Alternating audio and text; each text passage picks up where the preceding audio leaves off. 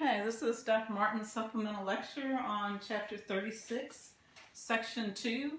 I'm going to continue our discussion looking at ecosystems and the amount of energy that flows through an ecosystem.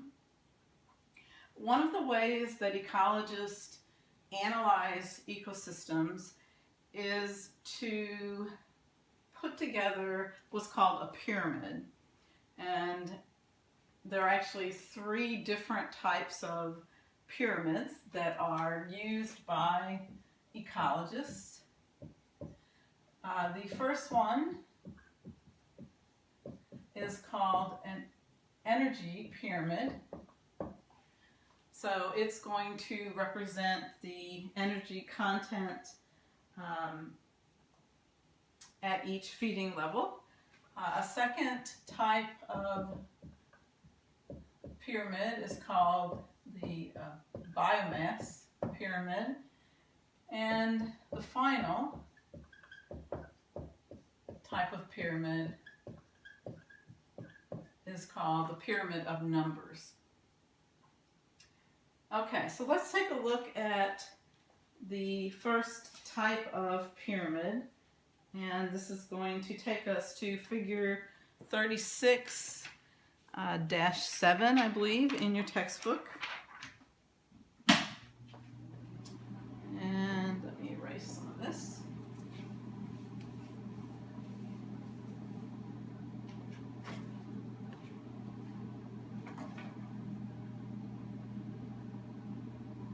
And let's move this over here.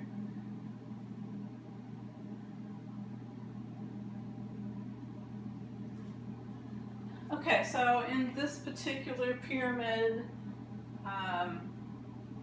we're actually looking at primary producers, primary consumers, secondary consumers, and in this case, for the particular ecosystem that's under investigation here, tertiary consumers. Now, the pyramid, and it's not literally pyramid, obviously, it's but because of the shape, it's often referred to as a pyramid. The primary producers represent the bottom layer of the pyramid, and they are represented in terms of kilocalories, which is the amount of energy present in the producers. So in this particular example, we have 10,000 kilocalories represented by the primary producers. The primary consumers are going to feed on the producers and extract that energy to use for reproduction and growth and so on. What happens, however, is that a lot of this energy is lost as heat and wasted, and that loss is usually about 90%. So only 10% of the total energy content at any level is available to the next level. So in this case, if we've got 10,000 kilocalories, only 10% of that is available, and so that means that at this level, the primary consumers, we have 1,000 kilocalories. Secondary consumers, the same relationship holds. Only 10% of the energy content is actually available for growth and reproduction, and the remaining is given off as heat and used for cellular reproduction, cellular respiration, and so on.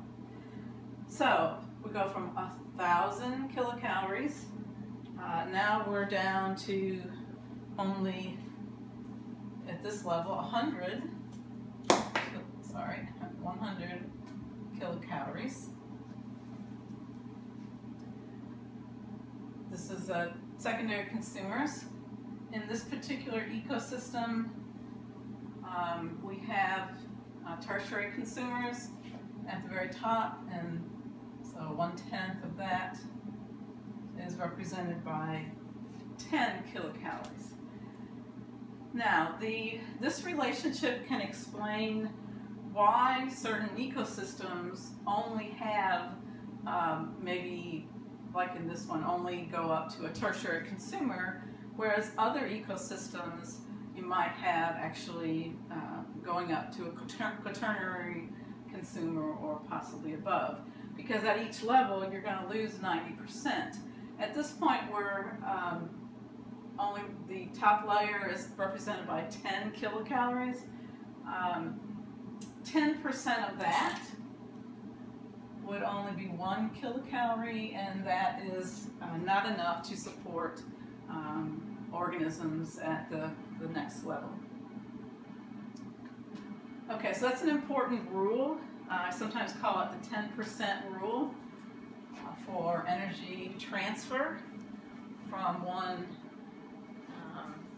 trophic level to the next. And let's turn this off.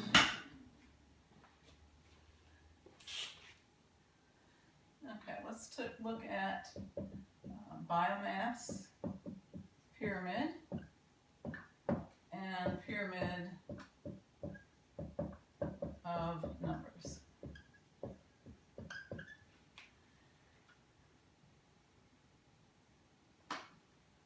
The pyramid of numbers is interesting because it helps us answer the question, why are the top predators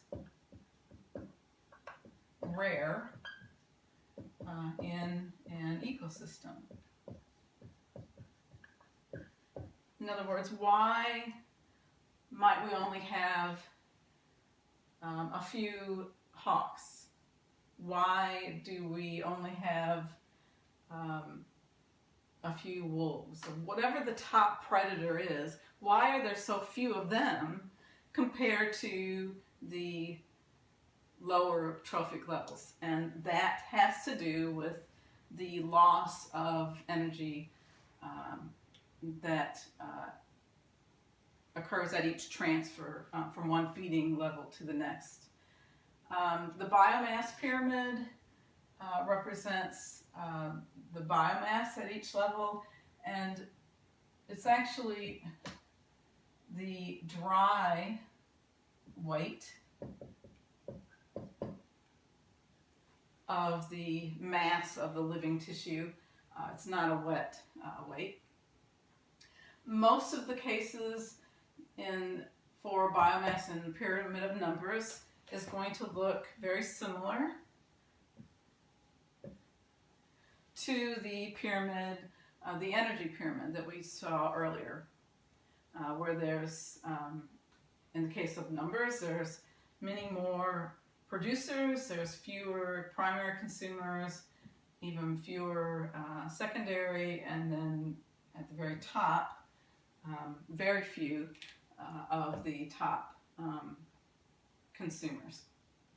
Now, there are exceptions in the biomass and pyramid of numbers if we look at aquatic ecosystems.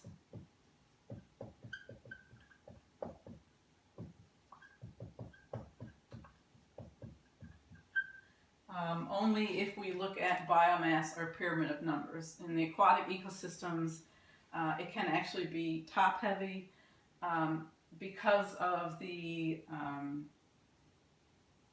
numbers, for example, of zooplankton, phytoplankton.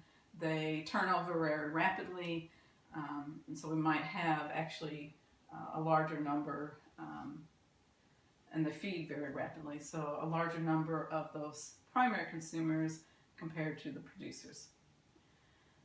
Okay, I think that might be everything that I wanted to talk about for section 2 of chapter 36. On tomorrow, I'm going to finish up chapter 36 by looking at section 3.